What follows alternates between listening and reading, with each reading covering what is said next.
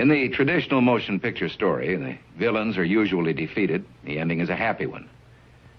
I can make no such promise for the picture you're about to watch. The story isn't over. You and the audience are part of the conflict. More human beings were slaughtered in the 20th century than in all previous centuries combined.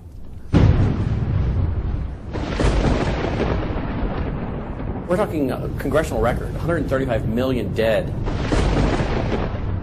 Their entire purpose was to detach our culture from any moral anchors whatsoever. You look at the changes in America since 1960, perhaps. The whole culture's been transformed. They're coming out of the belief that the village should raise the child. The village means the government. They have deliberately destroyed the American family, understanding that's the foundational block that builds a society. We've come from Norman Rockwell's America to Hugh Hefner's America. If we lose the Judeo-Christian framework, we're lost forever. The left wants you to think that the cultural changes that have taken place in America since the 1960s have done nothing but progress us forward toward a brave new world. They look at what holds society together, they understand it, but they don't want that. They want change, and they will subvert and rot every good and decent thing we believe in, because they have a vision for a new society, and that must mean the replacement of the old society. This film will show that the brave new world they seek is nothing more than the failed policies and ideologies of the communism that enslaved over 1/3 of the world's population during the 20th century. It will show that most people on the left aren't communist, just the useful idiots Lenin spoke of, being used to promote a socialist agenda, which is the first and necessary step toward communism. They basically try to say that the state itself is ultimate, that there's nothing, no law higher than the state, and if there's no law higher than the state, there's no appeal against it. History has proven beyond any doubt that the free enterprise that freedom produces provides more for anyone willing to work than any other system. So why would the left still be pushing their socialist agenda on us? I mean, it's really just microwave communism. There's only two possibilities. They're either ignorant or they're evil. From my investigation over the last 2 years into what has caused America's drastic decline, I'm sorry to say the left won't be able to use the ignorant card. They've left too much evidence of their agenda in their books, articles, and speeches. No, America has an enemy that is getting very close to accomplishing its plan of destroying the greatest country in all world history. Once people figure it out, they're going to do what people everywhere do. They're going to start protesting, and they're going to start revolting. And when that happens, that's when the powers that be feel threatened, and they use the power that they have.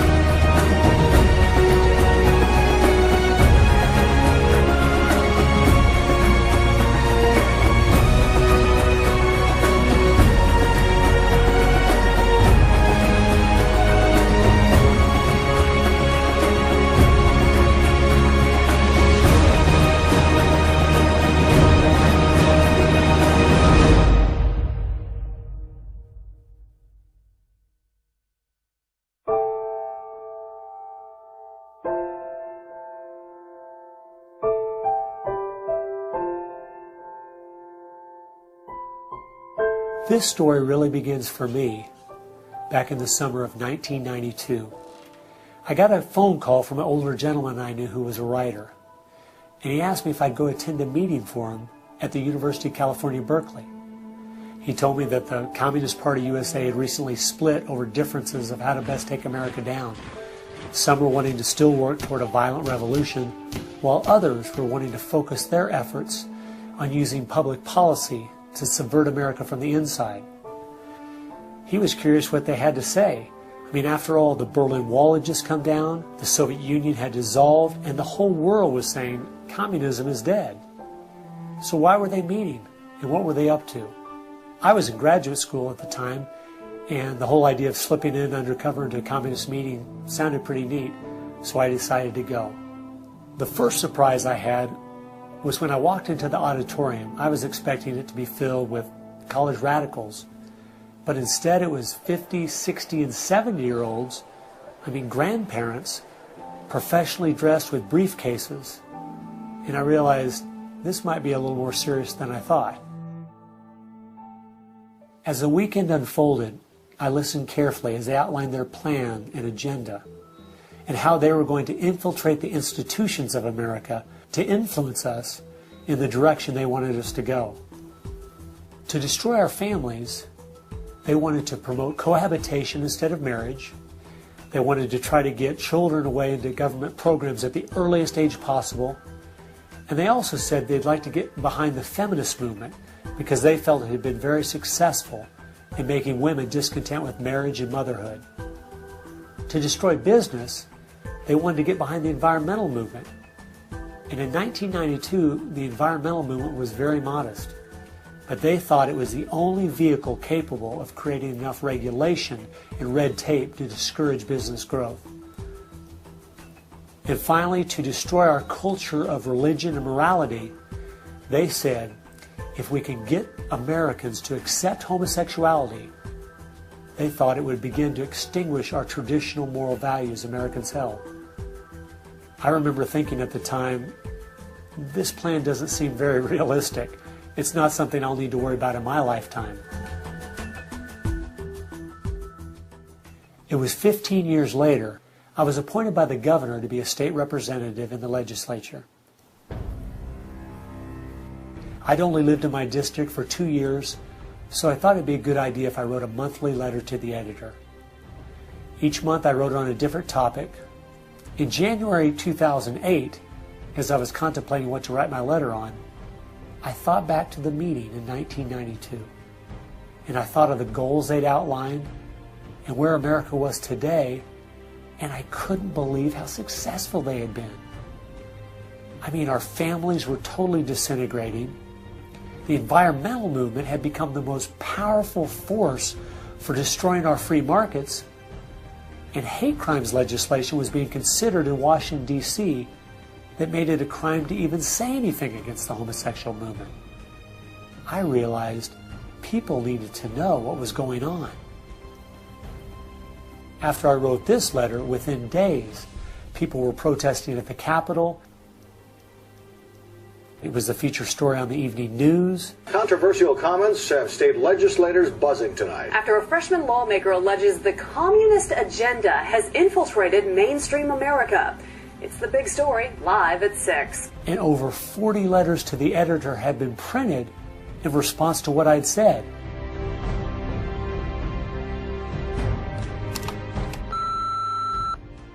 Hey, I just wanted to give you support on your newspaper article. Don't let them grind you down. Bye. I realized then I'd hit on something. One of the letters written in my defense stated that a book from 1958 had outlined a similar agenda. And this got my attention. The book was The Naked Communist by Cleon Skousen, who had been a former FBI agent. And inside the book it documented 45 current communist goals from 1958. And as I slowly read through the list, seeing how specific their agenda had been to subvert us on the inside, I couldn't believe it.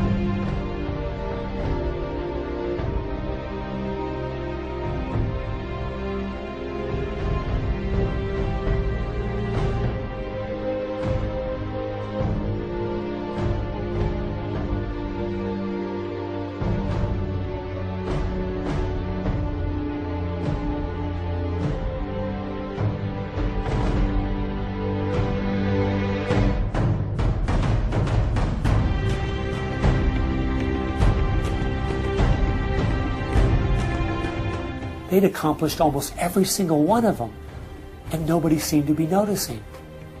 For at least the last 50 years, they'd been working actively behind the scenes, in the shadows, trying to move our people and our culture in a direction that was designed to destroy us.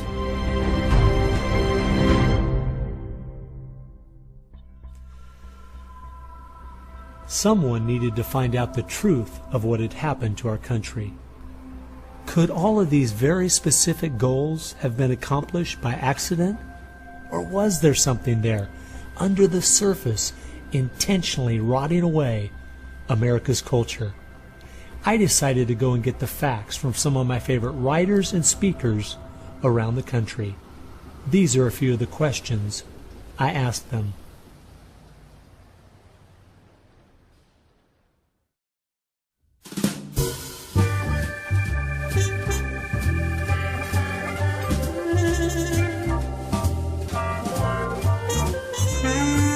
The common myth is that communism is dead, but there are more Communist Party members in the world today than there ever have been. One of the things the communists are doing worldwide is not using that name. And so what we have is people with some of the same ideas masquerading in the United States under a variety of names. They're even trying to get away from the word liberal to describe them, and they're trying to call themselves progressives. If you go to the American Communist Party website, all of the programs and policies they support are progressive. So progressives are anything from a hardcore liberal to a communist to a socialist. They all call themselves progressives, and they all have broadly the same values and work together. J. Edgar Hoover is called the masters of deceit. And a good magician waves one hand in the air while he's doing his dirty work with the other hand. And while everybody's saying communism has died, they moved through much of Africa. Communism is resurgent in South Africa. Into South and Central America. Right now, 6 countries in Latin America are now communistic. We have communist China. We have Cuba, North Korea. We have Vietnam. It still dominates behind the scene in Russia. It's still very strong in Eastern Europe. It is strong in the EU.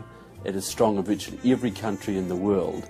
Whittaker Chambers said, communism succeeds because most people that promote communist causes are not communist. The useful idiots, that Lenin called them, it gives it an air of legitimacy it would never have if it was identified with communists and communism. So why has it been so easy for them to get people on the left who aren't communists to push forward their agenda? Once I looked at the political scale, it all started to make sense.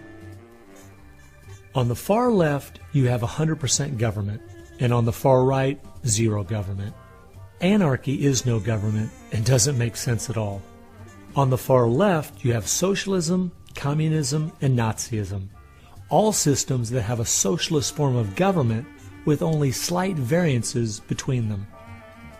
Traditionally, Republicans were slightly to the right of center, and Democrats were slightly to the left. In recent years, though, through the radical influence of the media, Hollywood, and the multitude of Marxist professors in our universities, both parties have slid to the left, with the Democrats going so far they have openly joined hand in hand with the radicals. That's why they all work together. All the groups on the left now have the same goal, a socialist America. I thought we were over communism. I thought, okay, we won that battle. The Berlin Wall came down. Ronald Reagan won the day. We've got to look and see how he fought this, because we're fighting it again on American soil. Not hostilely attacking us like we feared in the Cold War. It is from within. And it has no opposition. None. And that's the frightening thing.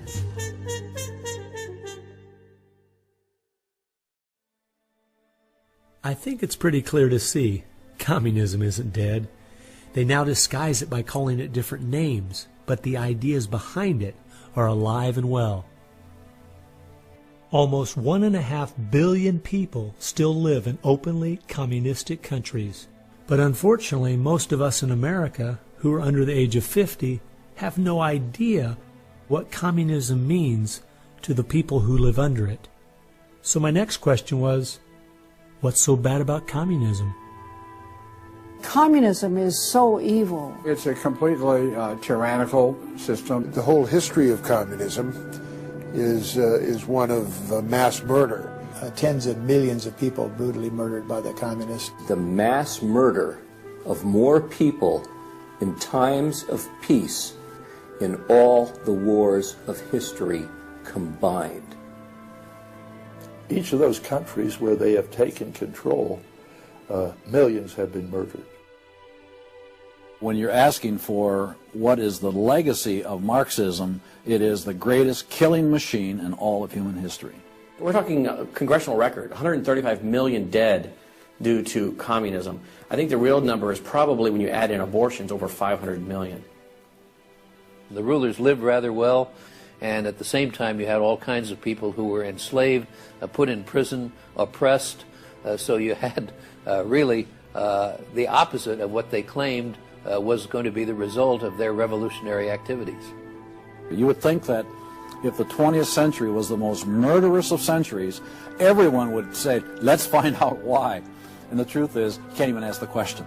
It is verboten to ask the question because the ideas that brought about that mass murder are still being taught in our public schools today. I think one of the reasons this has happened is because there's so much confusion surrounding the word communism.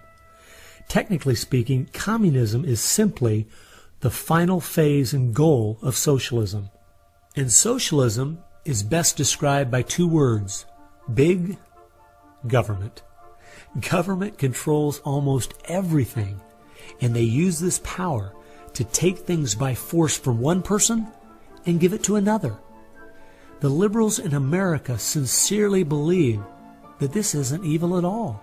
It is what will finally make things fair and just. There's only one problem that pulls some of us away from this wonderful utopian vision: history.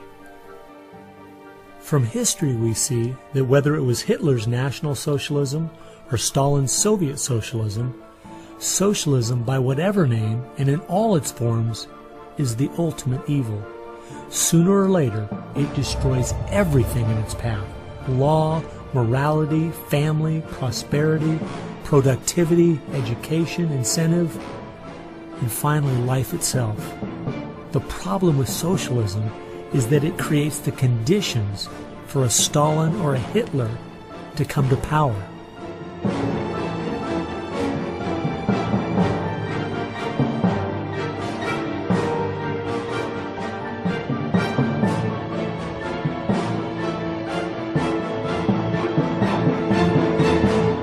And that's why communism has such relevance today. It's the final destination on the road we're traveling.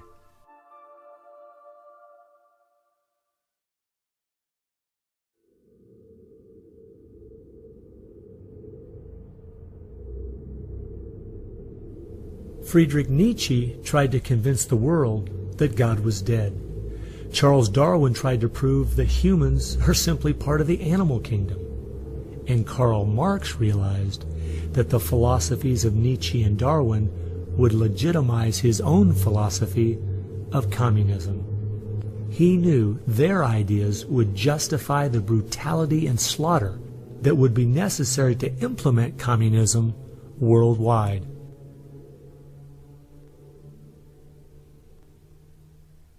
It was in March of 1883, Karl Marx, the father of modern-day communism, died. The assumption that communism would die with him was a logical one, since only 9 people attended his funeral. In October of that same year in London, England, a group was forming called the Fabian Socialist Society. The Fabian Socialists decided that they were going to socialize the world incrementally. They called it socialism by evolution instead of Marxist socialism by revolution. It always worked in tandem with the communists.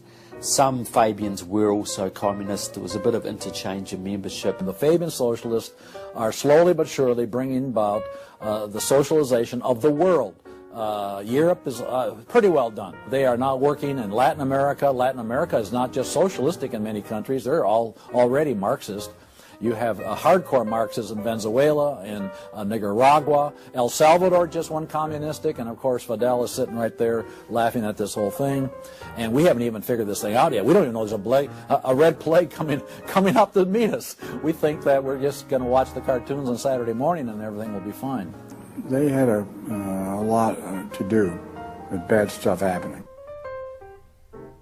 There are two things I found that gave me a good idea where the Fabians were really coming from. First of all, their symbol was a wolf in sheep's clothing. And secondly, George Bernard Shaw, who was a leader in the Fabians for almost 50 years, said, quote, "I am a communist, but not a member of the Communist Party. Stalin is a first-rate Fabian. I am one of the founders of Fabianism, and as such, very friendly to Russia," unquote. Fabians eventually begat the Students for a Democratic Society, which begat the Weather Underground, which begat basically the social changes that have happened in America in the last 40 years. Many of the SDS members from the 1960s still have an incredible influence on the direction our country is heading. One is the Reverend Jim Wallace, who was president of SDS when he was a student at Michigan State University. And yet today, he is the spiritual advisor to the President of the United States. They've been friends for many years. They go back to Chicago and the Chicago politics crowd. And during the Vietnam War, he was rooting for the Viet Cong to beat the United States Army. And when they did, he just couldn't believe it. He said it was one of the happiest days in his life. And another leader in the Students for a Democratic Society and founder of the Weather Underground is William Ayers, who has been a longtime friend and neighbor of President Obama. It came out in 2009 that Obama's book, Dreams from My Father, was even written by Ayers. So the influence from the Fabian Socialist Society goes right into the White House.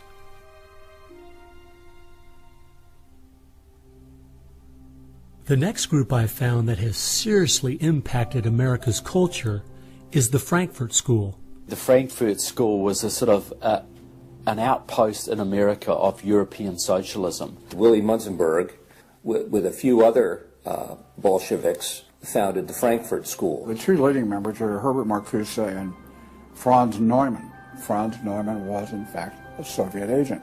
Their entire purpose was to stand the entire educational system of the West, and the United States in particular, on its head.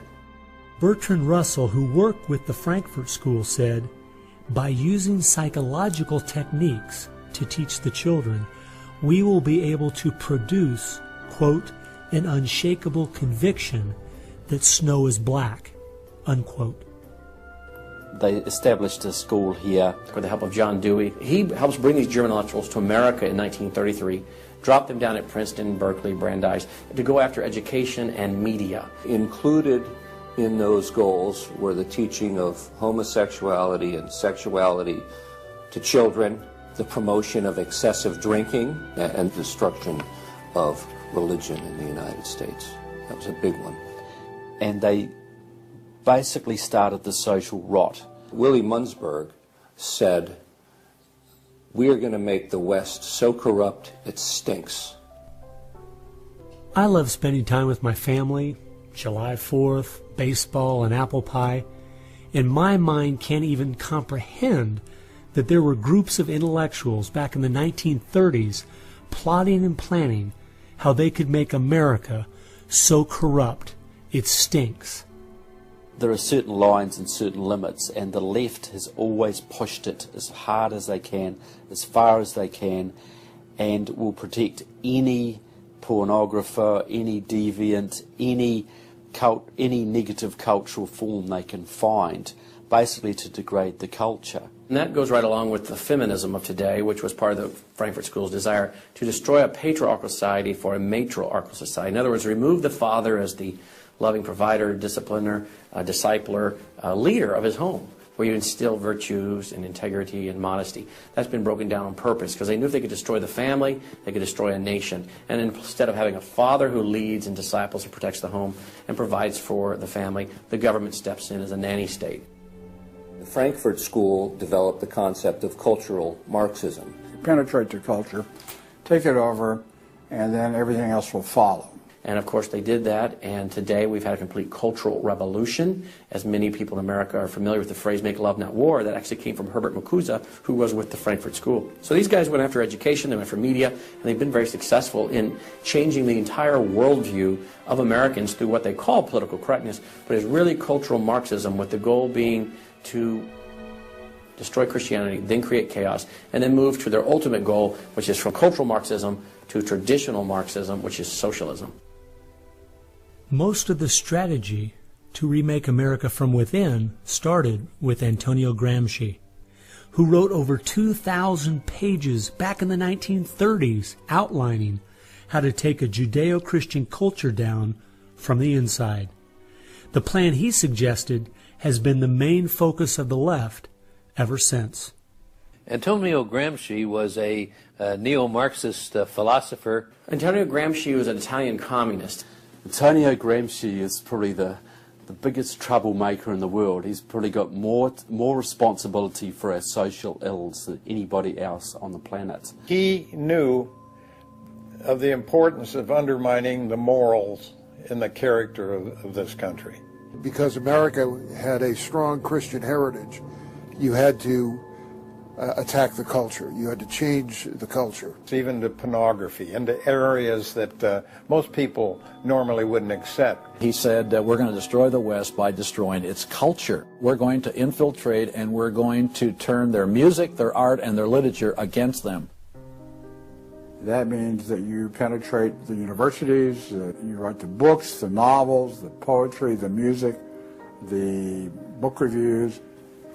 And once you control the culture, then you can sort of shape the thought of rising generations. He differed with Marx. Instead of, for example, destroying the church and the other basic institutions, he said infiltrate them and use them to change the culture. What Gramsci had to say was that this is the way that government is perpetuated and society is perpetuated is through these churches, because they set the standards, they set the framework of the way people live, of rules, how families should be structured. He didn't want a revolution on the streets that would be overturned by the police the next day. He wanted to change society over the long term so that we'd have a revolution without us even realizing it, basically. And the communists have been very effective in promoting their ideology in Hollywood, in the mass media. And I think he was quite right. I think that's exactly what has happened. I think that's where it's worked. I think it's working that way now. And that's where a lot of these people come from. And that's been the big success story of communism in the last 50 years. It's the professors, it's the educationalists, it's the journalists. They are the shock troops, the Gramscian shock troops of the future. And one of Gramsci's all-star disciples, Saul Alinsky, became one of the most influential radicals of the 1960s. Well, Saul Alinsky was a prominent radical in 1930 Chicago. He worked closely with the Communist Party. He used to go down and train at the rifle range with Leon Dupre, who was later a mentor of Barack Obama. And they used to train to shoot because they knew the revolution was just around the corner. But that didn't come, so he got a bit more subtle. Well, Saul Alinsky called for a community organizer to stir things up, to create agitation. In fact, he said, you'll be accused of being an agitator, and that's exactly what you are. He wanted the haves and have-nots fighting with each other. It wasn't until I was watching an old film from World War II that I realized what the left has been doing in America to pit the poor against the rich, blacks against whites, and the young against the old, is the same tactic Hitler used to disunify Germany. You see, they knew that they were not strong enough to conquer a unified country. So they split Germany into small groups. They used prejudice as a practical weapon to cripple the nation. Remember that when you hear this kind of talk. Somebody's going to get something out of it, and it isn't going to be you.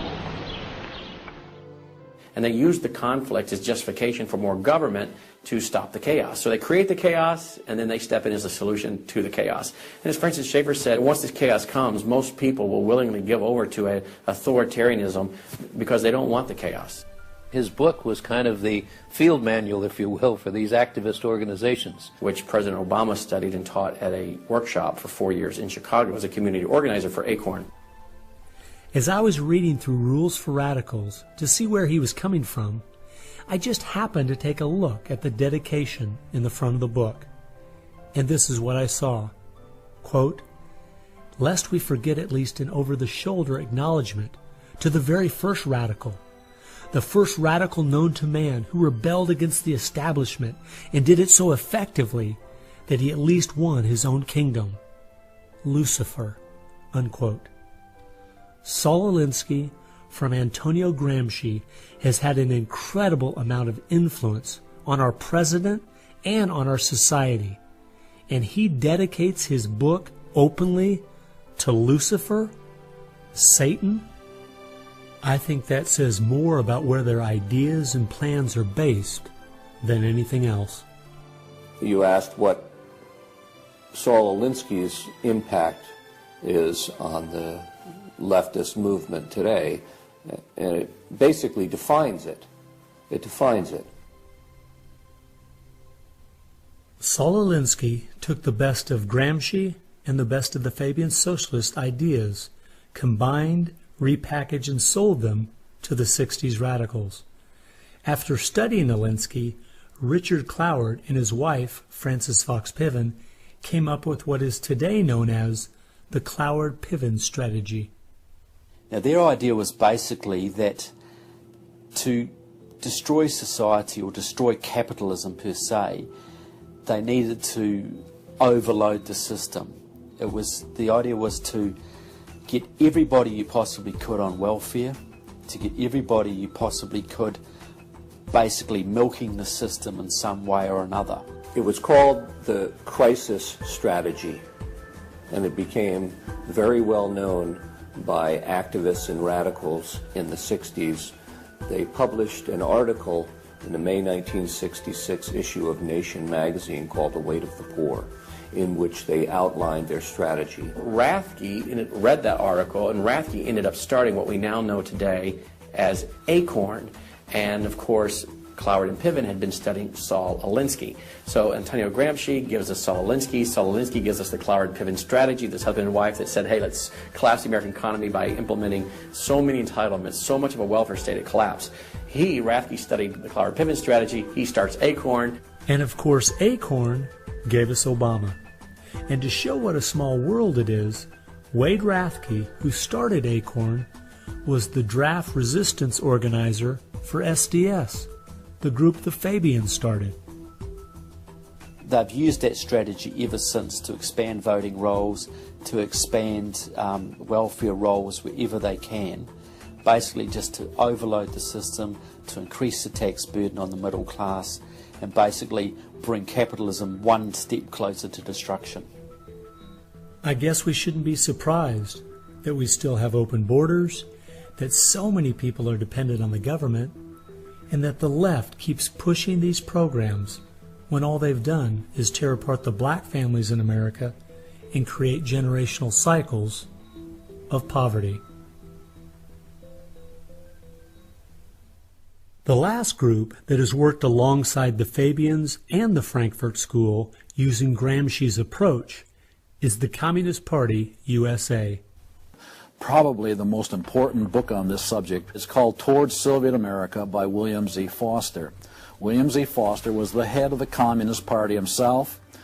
He ran for the President of the United States in 1932, but in the book Towards Soviet America, he literally lays out chapter by chapter by chapter what is entailed to bring about a USSA, not just a USSR.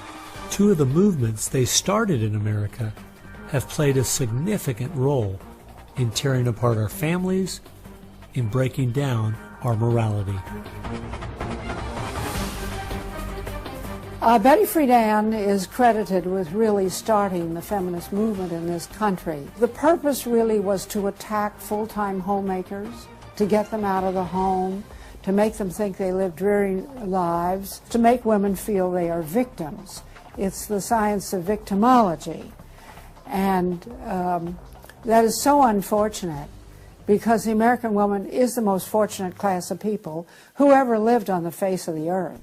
And to try to tell them that they are victims of an oppressive, unjust patriarchy is just a grievous lie.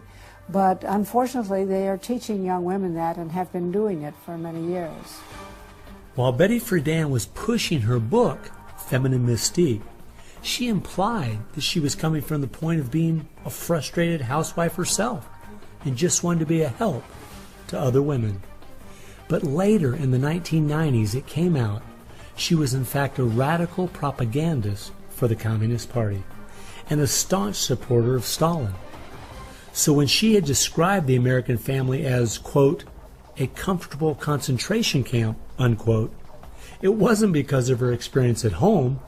It was because she was just doing her part to dismantle our families. I'm a student of communism, and the communists set up various groups and various societies. Their society that they set up to promote homosexuality in this country was called the Mattachine Society. And it was founded by Henry Hay, a leading member of the Communist Party. So since I was studying communism and teaching on the issue of communism, you just follow leads, and all of a sudden you realize, what is this Mattachine? I've never heard of this Mattachine Society. Well, it was Henry Hay's organization set up to infiltrate the culture of the United States to make homosexuality normal. It's always been a movement dominated by the left. It's all these so-called isms. You will find there's a communist or a socialist behind every one of them, and you'll always see their targets. It's basically the traditional family unit. The war is still against the family. If you go back to the Communist Manifesto and read Karl Marx carefully, the war is against what they called the bourgeois family, which was really the biblical family, father, mother, and child. They want to plow through marriage. They want to change the very definition and meaning of marriage, because their open door to engineering society in this utopian way is blocked by the very values of our Christian civilization that's taught through marriage. And so the left just has got to destroy the family, because if there's any one thing that will prevent the left from carrying out its agenda, it's healthy and strong nuclear families. And so from the Fabian Socialist Society to the Frankfurt School to Antonio Gramsci and the Communist Party USA, from these four you will find connections to almost every left-leaning person and organization in America. Their influence has been incredible.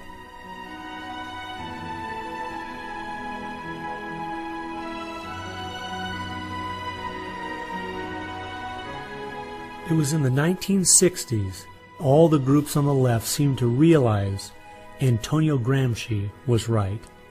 In a Judeo-Christian society, you will never be able to persuade people to rise up in a Marxist revolution and start killing each other off.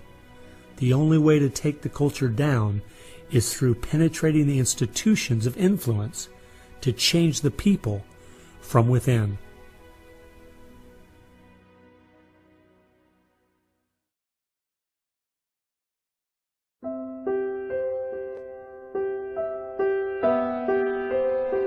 I guess the biggest surprise I had while studying these four groups was seeing that a large part of their agenda was trying to make us an immoral people. The communists knew in the 1930s and since that time, and the leftists know today, that if you can break down the cultural traditions, the basic rules of morality, then it's much easier to move people in different directions that are counter to the good of society. They recognize that it's all part of the same fabric. Their ideologies all work together to break down families, to break down the sanctity of human life, the value of human life, to break down the idea that there is a God that we are accountable to. They essentially are validating the Judeo-Christian worldview by the very things they attack. Because in their effort to destroy our culture, they know that they have to go after the very things that the Judeo-Christian tradition honors and values. Morality, belief in God, faith, the importance of family, the sanctity of life, the sanctity of marriage. It's amazing our enemies could see our morality was our greatest strength. And yet so many Americans don't seem to get it. Morality is simply having the character to do what you should do instead of what you have the freedom to do. And that's the only way freedom works. A people cannot be given freedom without morality, or they will self-destruct. And that's what we see happening in America today. The bottom line is freedom and free enterprise are simply fruit on the tree of morality.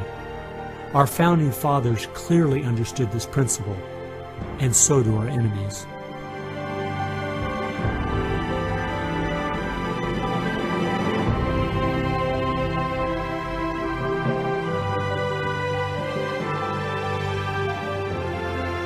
There is an important fact we need to face.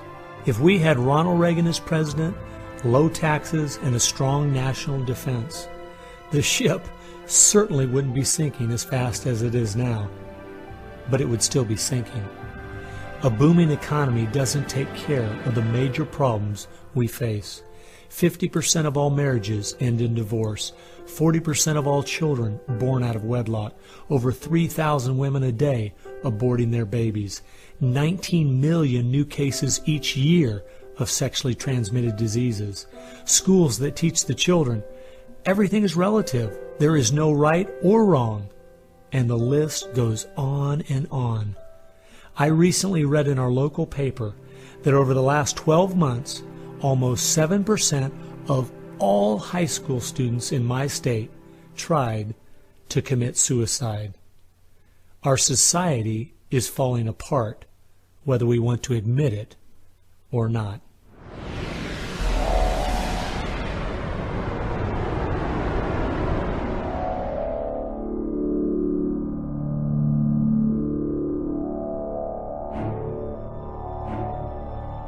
Karl Marx had the insight to see that dethroning God and destroying capitalism went hand in hand.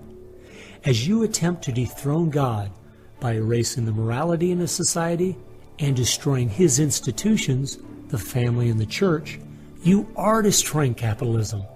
Because as the families fall apart and the church loses its influence, society starts to crumble. And then government has to expand to pick up the pieces. The question, as Whittaker Chambers put it, was God or man? God or man? Karl Marx was an atheist. Marx's philosophy was that people existed for the benefit of the state. What Marxism did and does, and all the other isms of the modern era, is to try to dethrone God by deifying man. You have to discredit God. He's your competition. The 20th century ushered in several ideologies that sought to devalue God and elevate man. Communism, relativism, humanism, they all deny that there's a God, and they claim that by doing so they're really elevating man. But if you look at how each of those philosophies end up working out in real life, there are always some classes of human beings that don't deserve the same value or rights as anyone else.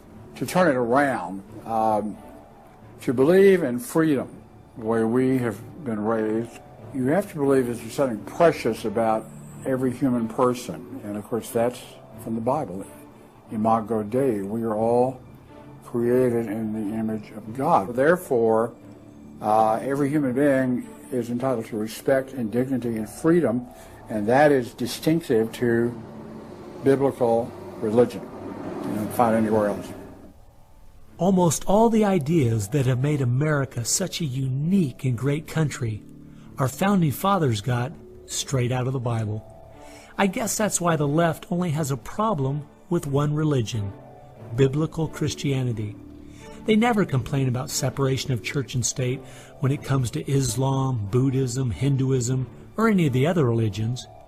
In fact, a couple years ago, the Dalai Lama came to my town, and during the school day, at taxpayers' expense, thousands of our local school children were bussed in to hear him talk. I wonder if they would ever do that for someone like Billy Graham. No, they must destroy the Bible's influence in America so they can step in with big government in its place. It's an age-old question. Are we going to believe in God, or are we going to play God ourselves? Essentially, for the left, the choice that they see very clearly is people are going to depend upon God or they are going to depend upon government. They want people to depend upon government, so they have to destroy faith in God. At its core, it's a rebellion against God and God's laws. And that's what the battle is about. That's what the assault is on. That's why Christianity is a target. And that's why we saw the gulags in the Soviet Union. We saw the concentration camps in Nazi Germany. And all the ideologies that elevate man end up devaluing certain human beings. Dictators of the left, Hitler, Stalin, Mao, Castro, and all the others, always have come to power by acting like they're going to change things to make it better for the people. Yet history has shown us the devastating results that have happened every single time. There is no example in history of big government that didn't abuse its power over the people. But people who have believed in the God of the Bible and that our rights are a gift from Him to everyone have always stood up for the preciousness of every human life. You look at those who have fought for true human rights throughout the ages, and it's those that do have a strong faith in God, those who fought against slavery, and those now today who are fighting for the sanctity of human life. Like the Declaration says, we hold these truths to be self-evident, all men are created equal. Aristotle didn't believe that. He said, no, some people are born to be slaves, and some other people are born to rule over them. And the reason that you and I know different, and it's not because we're smarter than Aristotle, he was a smart man. But we have something he didn't have. We have the Bible. And so, therefore, that's where we get these ideas. And from pagan antiquity or neo-paganism or all the modernisms, you get the opposite. After studying this topic for the last 2 years and reading literally hundreds of their books and articles and speeches, I've come to the conclusion, whether the left knows it or not, their plans and goals can all be summed up very simply. They are at war with God. A people that are moral and believe their rights come from God would not only never want what they're selling, but would also never need it. And they know that.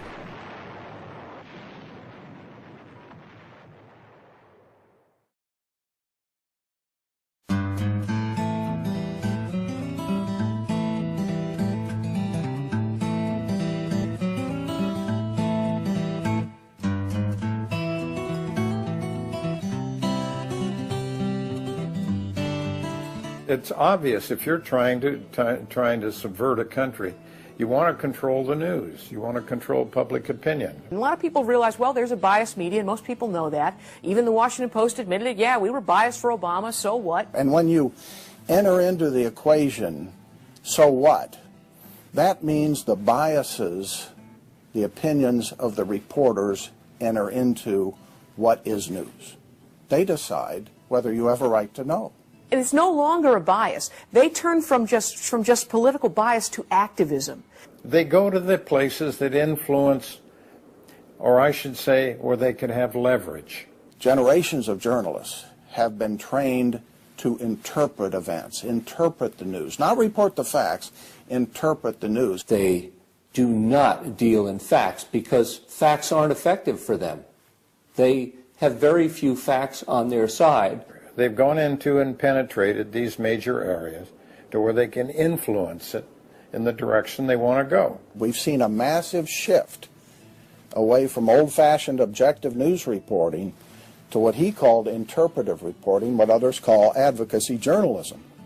And it's advocacy for a cause. And as a result, we have a news media in the United States that is extremely liberal at the present time. Which was a major, major goal, to control not merely the newsprint, but the television media and Hollywood. Stalin said himself, if I could control Hollywood, I could rule the world.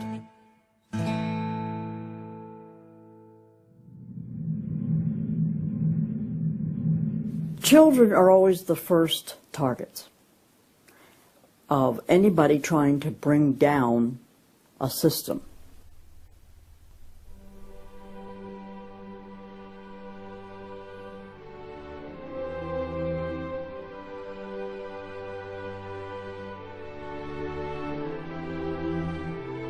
John Dewey is believed to be the most influential man in the whole area of public education. He went to Russia in 1928 to help study the Karl Marx way of education and bring it back to America. Dewey was an atheist. He was a socialist, a humanist. He was part of the Socialist Society in America, helped found that. What he believed in was that education should socialize the child to make him a willing tool of the state. It might be surprising to some that the man who is still idolized as the father of public education in America is the very man who did everything in his power to dumb down our children so that they would willingly accept his vision of a socialist America. It started with Dewey in the early 1900s. It expanded, really expanded since the 1960s. The hard left gets control of the teachers' unions and the training colleges. If you've got those two institutions, you can pretty much dictate all educational policy. The people who were demonstrating against our country and against our government in the 1960s have now become tenured professors in the universities. So they're the ones who are writing the textbooks, teaching the teachers, running the teachers' colleges. And it's self-perpetuating, because once you have the universities, then you train more cadres and more and more and more. And they discovered that they could do more to remake our country by going into the schools than they could by throwing bombs. I believe the average patriotic American underestimates the importance and influence education has on their children. That's how the large majority we had in 1980 to elect Ronald Reagan in a landslide has been lost. It's not because the other side has had lots of children. No, they're aborting theirs. But instead they're capturing ours through the propaganda they teach them, 7 hours a day for 13 years, and even longer if they attend college. We are losing most of our children to the other side because of the anti-American, anti-God, and anti-free enterprise rhetoric they are filled with in the government schools. Government schools are not teaching basic reasoning processes. They're not teaching logic. They're not teaching actual data of history and science and mathematics. And if your education is rather limited, then you're inclined to believe that government can be the solution to your problems. When you look at the desks in the schoolroom, you'll find 4 together, or maybe a table, they sit around a table. Independent desks are very rare in most classrooms because they don't want to promote the self-sufficiency, independence mindset. You go back to William Z. Foster in his book, Towards Soviet America, you will see how he has a whole chapter there on how we have to supplant education in this country and ultimately force every student to attend public school. That's the other thing. I hope the homeschoolers catch on to this. The homeschoolers and the Christian day school movement are going to have some very rough times ahead of them because the public school crowd cannot afford to have any competition. And they're being given plenty of competition by the homeschoolers right now. You see the effects of that lowered educational standards. There's no more studying of the classics or studying of the civics or you know, how the US Constitution was formed. It's all progressive education. It's all based on the identity politics, the isms, the current trendy isms, environmentalism, racism. They're training them for the collective, and a collective mindset and a dependency mindset. And it seems that they, again, want to have people be uneducated, so then they do become wards of the state. They're dependent on the government to provide everything for them. It's under 10% of kids believe that there is an absolute right and an absolute wrong. And why are we surprised? We've sent our kids into this government system that indoctrinates them, that teaches them about tolerance and diversity and multiculturalism, and not about reading, writing, and arithmetic, not about what our founding fathers had to say. It's consequences. Few would argue that the education the children are receiving in the public schools is pathetic at best. But with the amount of tax dollars we spend each year, over twice as much as it would cost to send the students to private school, why do we allow this to continue? The group that my investigation led me to, that seems dedicated to making sure the children don't get a good education, was a real shocker. The schools are pretty much controlled by the Teachers Union, the National Education Association. If you look at their platform and goals, you would think they were a socialist or almost communistic organization. They are for the entire feminist agenda, starting with abortion on demand, tax-funded abortions. They're for the whole gay rights agenda. They're for the whole globalism agenda. They are extremely anti-parent. It is an effort to get the children to abandon the values of their parents. National Education Association has no patience, tolerance, or use for traditional teachers. They're looking for people who want to be agents of change. They want to throw out all the lessons of history. And really it's an attempt to then impose their own views and ideas onto people, get them to act as activists. If you control those institutions, then you can control everything else. It's all public schools, all for their jobs, and they have gotten behind all of the radical kinds of curriculum that's being introduced. They're for it 100%. They've had a tremendous effect on public education. It's not positive. We also see immorality being promoted through our schools. The kind of sex ed curriculum that is being used and paid for with our tax dollars would shock most parents. I think one of the main problems we face is parents naively thinking that the schools are the same today as they were when they were young. They don't realize there is a battle going on in this country for the hearts and minds of our children. The game is between 15 and 25 years of age. That's the whole game. If you're over 25, the chances are they're going to put a few pennies towards you to corrupt you. But their game right now is to corrupt the 15 to 25-year-olds or less. And right now they're down in the first grade with Heather Has Two Mommies, Daddy's Roommate, Gay Pride Parade, and now by 8th grade they'll pass out condoms in school colors because that's so patriotic. And it's perfectly obvious that you get a hold of the child early, you can change his values away from his parents' values and get him to follow you. And they're very open about saying that. The National Education Association has passed resolutions saying they want children from birth. Isn't that interesting? The Communist Manifesto also thought the state should take control of children at birth. The left has always been good at disguising their real agenda by coming up with phrases made from words we are very familiar with, but then giving them new definitions. Social justice is the current phrase of choice and is being used to teach children the failed Marxist ideas of yesteryear are what they should strive for today. We see social justice curriculum today, which is the buzzword for communism, socialism, Marxism, which Bill Ayers is teaching. It's in many of our colleges, and the social justice curriculum is being taught in high schools all over the nation. Justice is good. If you then start calling it something blank justice, then you're modifying it. And what it really means is, I think, taking from one group of people and giving to another group. So I would call it socialisms. and it's used to break down the differences between the way things are done and the way it should be done. So when they're teaching social justice in the schools, they're not talking about free enterprise and capitalism and individual self-responsibility, all the things that made America great. They're talking about the things that made Europe and the Soviet Union and China so bad.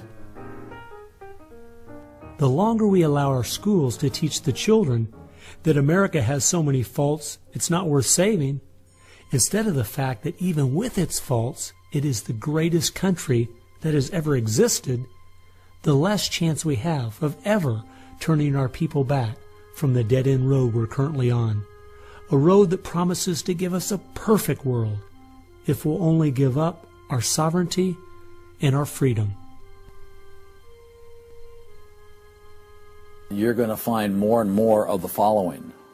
This is now called a world pledge. We no longer want the Pledge of Allegiance to the flag of the United States of America, because that is considered nationalistic, and of course the socialists, communists, and the Marxists and the extreme left wing in the country want nothing to do with it.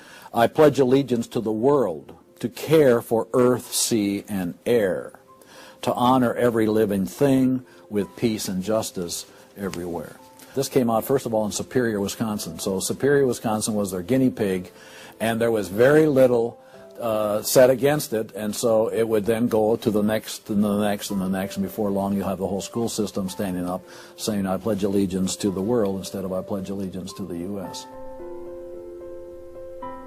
The public schools right now, if you'll read Towards Soviet America, have nearly accepted every item that William Z. Foster said we needed to place into the public school curriculum. And we're seeing the results. You know, people are not as informed as they once were. They think in different ways, and they think in the way that the left intends them to think. Antonio Gramsci realized that if you can take over the institutions and the culture, you will be able to use those to influence society to create the socialist man you want. I think the most brilliant part of his plan was that he realized you could not only create a man that wanted big government to take care of him cradle to grave, but, and this is the genius of Gramsci, you could create a man that needed big government to take care of him cradle to grave. A man so dumbed down and so minimized in society, he wouldn't have the intellect or character to take care of himself. The reason this is so deadly for America is that once we have a certain percentage of the population in that category, our limited constitutional form of government is no longer possible, because too many people won't be able to exist in that framework. We are approaching that tipping point rapidly.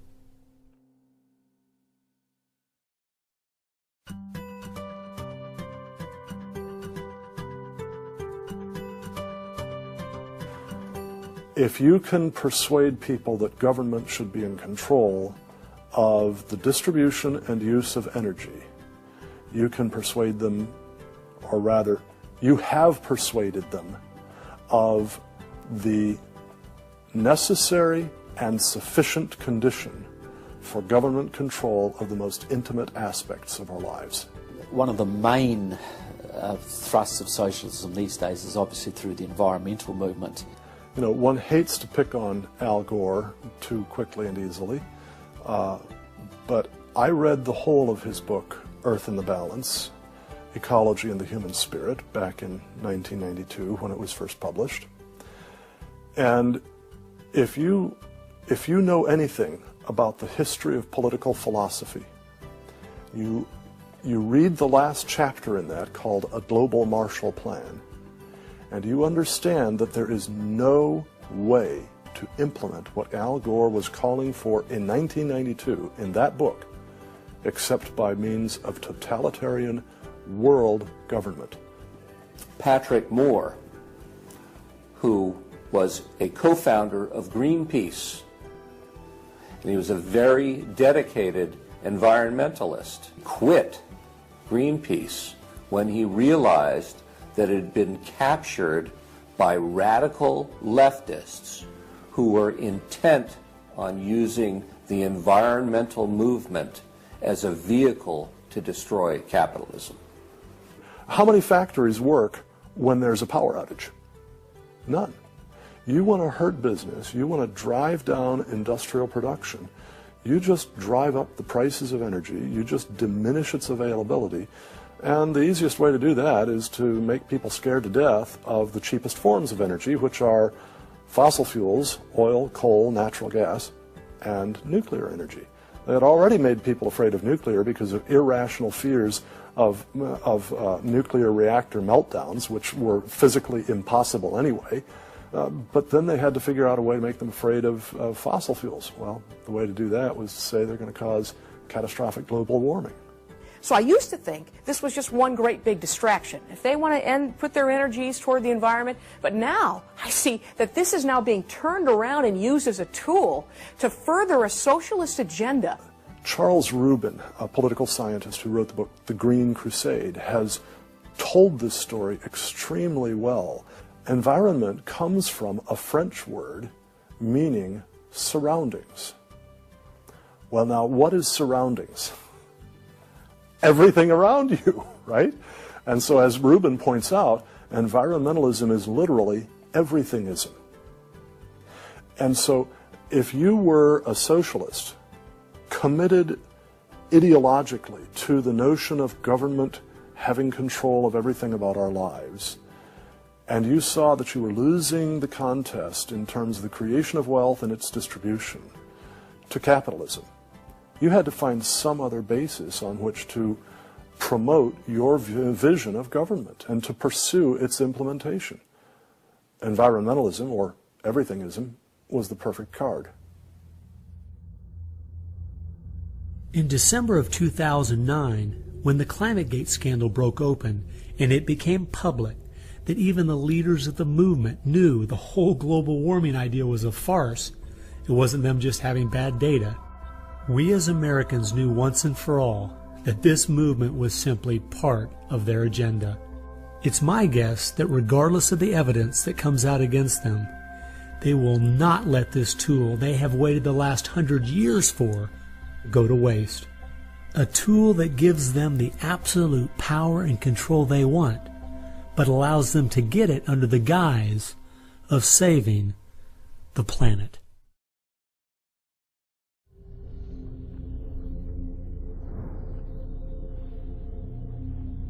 He was born of left-wing parents. He was mentored as a young man by a Communist Party member called Frank Marshall Davis.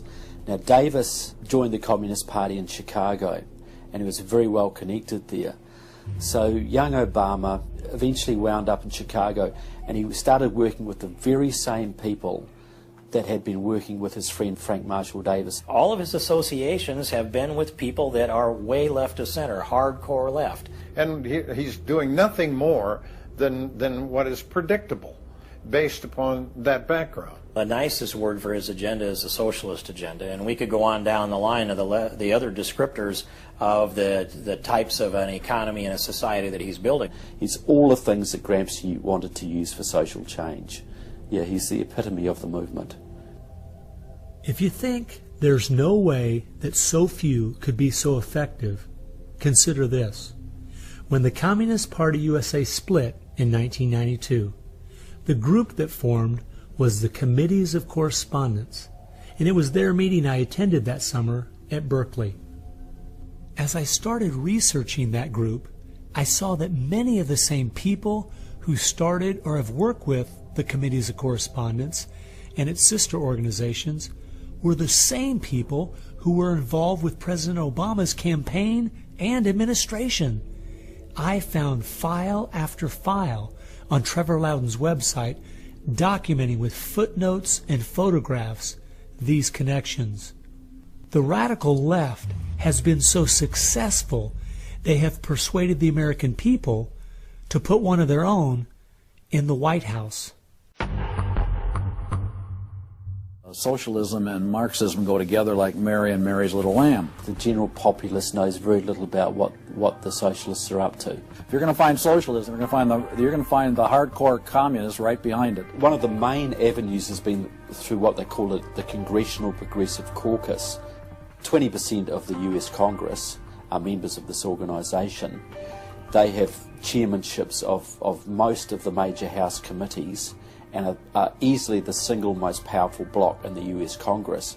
And virtually all of them are tied to either Democratic Socialists of America, the Communist Party USA, or other radical organisations. We're literally at this very time watching what's transpiring and has been going on from the Fabian socialist point of view from 1883 to the present. So these guys don't give up. And they're going at a breakneck speed because they know they've got an opportunity now to change America in a way that can never be changed back.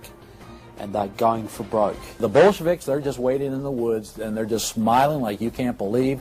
You just read the Communist Party USA blog and they just can't believe their good fortune. Every time they turn around, they just can't believe this is happening. They're like me. I'm a Christian conservative and I can't believe they've been so successful in doing this. The left has started multitudes of foundations and nonprofit organizations, many of which are using our tax dollars to grind America down.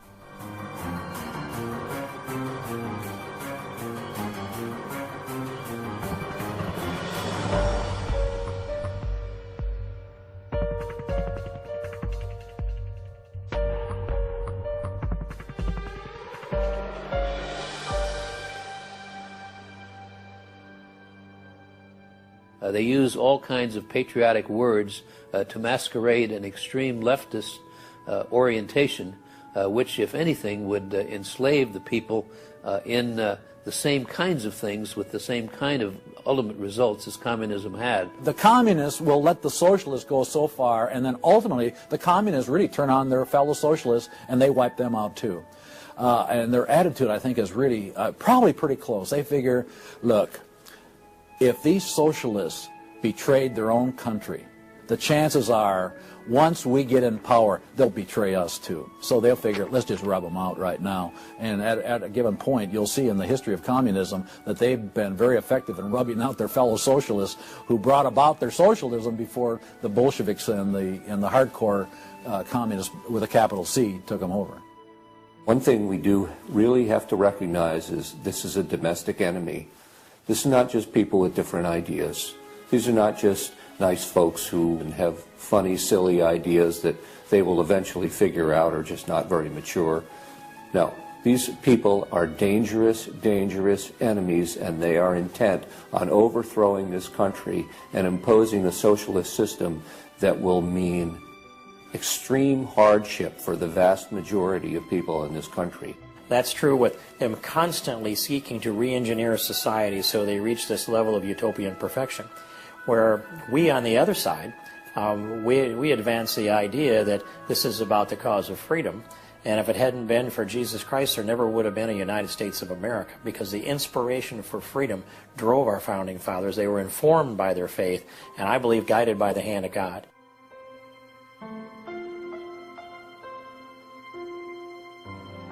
No.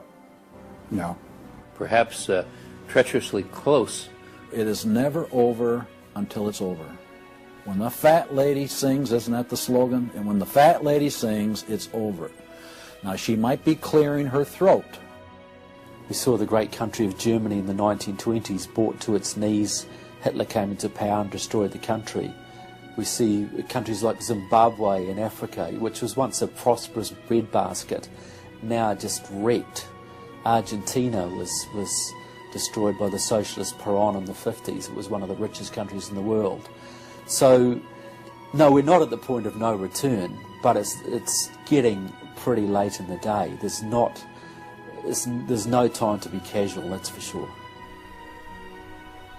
We've spent too many years thinking, because we have Republicans in office, or the stock market is doing well, that everything's okay. This is why the left has gained so much ground. It doesn't matter who's been in office. They've just continued pushing forward with their agenda. Well, I believe this is our last chance to push back.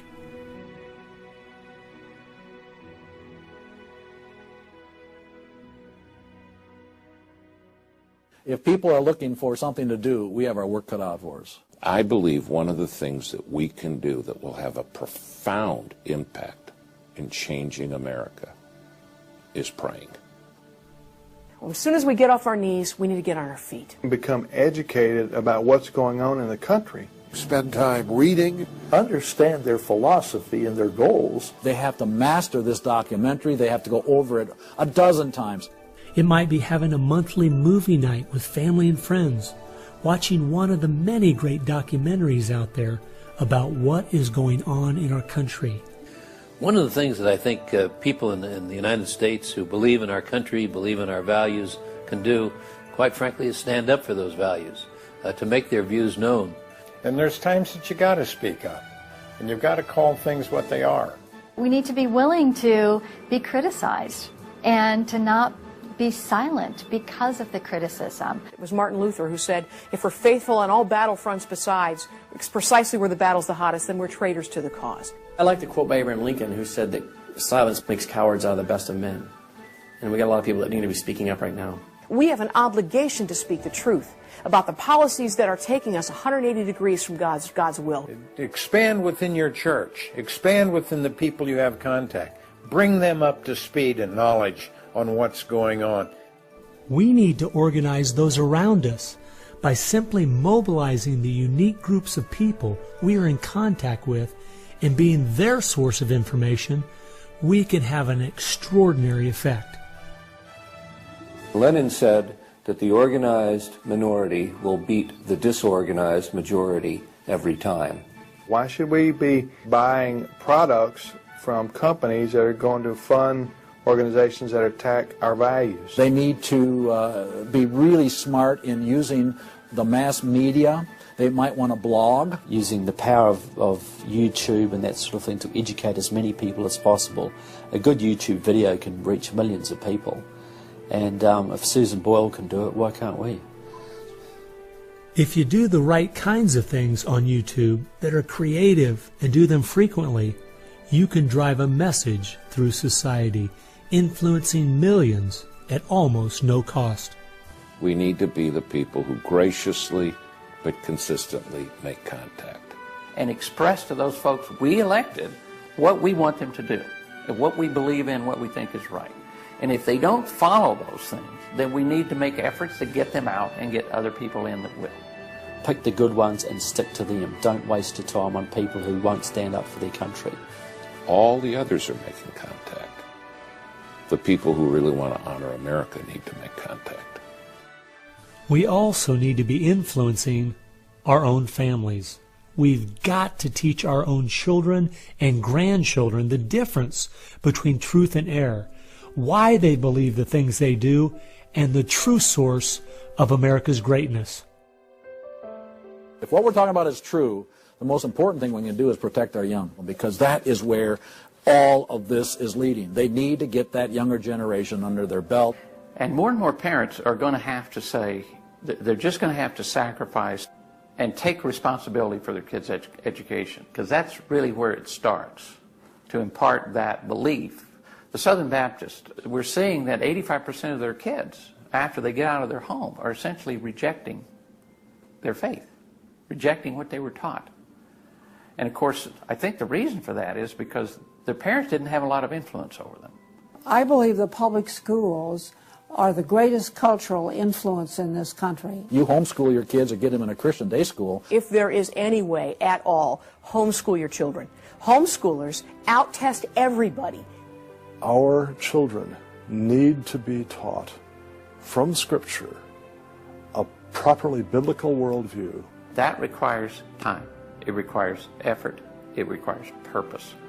Our minds should be the sharpest minds in the world. We need to work within our family to educate our children on what kind of country they live in and build their faith, and then get involved. The left has been working for decades to push us away from God and His laws, and we need to be willing to sacrifice whatever it takes to turn our country back to Him. Throughout our history as Americans, though, there has always been a great price to be paid for preserving, protecting, and defending this great land. the people who built America paid a great price. The people who went to war for our nation, boy, did they pay a price. And one of the American values was, we will pay a price for what is right. We will give of ourselves, even if it requires the giving of our lives. That was an American value. That's why it is such a heroic and honorable thing when a soldier defending us pays that price. That's like when you go to Arlington Cemetery in Washington, or the Tomb of the Unknown. You stand there and you say, this is America. We were the people who so believed in these values that it's an honor to stand for, even if it can cost you your very life. One thing I think we do need to remember, though, is that as we look at those we consider to be heroes in the past, they weren't people who just went along with the status quo. They weren't people who were just saying what was accepted at that time in history. They were people who were rising up above the evil that was being committed in their culture at that time. That's why they were heroes, because they weren't like everyone else. Never, ever lose sight of the power of one individual American. They can have an unbelievable magnifying effect just by the very fact they make up their mind to do so. The hope is in this, as Francis Schaeffer said, that as the dull ache of the human soul can no longer be filled with material prosperity, people are going to turn to spiritualism, whether it be pagan spirituality or biblical Christianity. We know, according to the Denver Post, June of 2008, pagan spirituality is doubling in America every 18 months. So we better get out there, because I'll tell you, pagan spirituality and Christianity will both get you to God, but one will get you there as your judge, as your Savior. If we humble ourselves, we fall to our knees, if we seek His face, we pray, and we turn from our wicked ways, then we have a chance for God to hear from heaven, to forgive our sins, and heal our land. And if we are being judged, then we need to use this as an opportunity to show people that this judgment in this life is nothing compared to the judgment that's to come, that's eternal, and really make them understand the importance of fleeing God's wrath by accepting Him, repenting of their sins through faith and repentance. I believe that's the only chance, the only hope we have as a nation. Hope is not found in rhetoric. Hope is found in God, the God of creation. And you know what?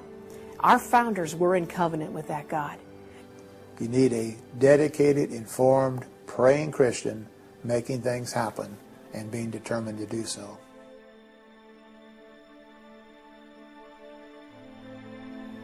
Time has only allowed me to present a fraction of what I found.